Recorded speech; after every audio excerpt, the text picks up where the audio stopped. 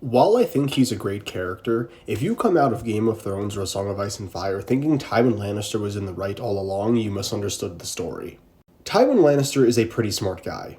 He does make a lot of complex decisions, and he is very well respected and gets a lot of things done for decades.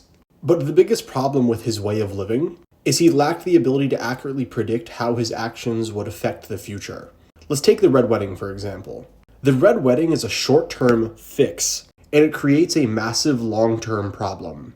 When Tyrion Lannister approaches him and says the North will remember, Tywin responds with, "Good, let them remember." Because yes, while in the short term there's a lot more fear for House Lannister, and in turn their name has grown, for the long term this tarnishes whatever honor they had left, and it causes more people to rally against them. Tywin Lannister grew up being brutal. He gains respect and brings House Lannister back to the top by being brutal.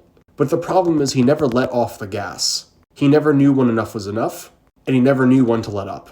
When it comes to the Reigns of Castamere, I do totally understand his logic behind being so brutal, but this continued action that he literally never stopped caused the realm to just slowly come to terms with hating House Lannister, which ultimately leads to the downfall of his house.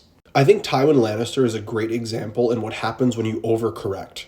He grew up watching his father be pushed around for not being strong enough. And in response, he took being strong and took it to the furthest extent that he possibly could, to the point where he became an incredibly toxic individual.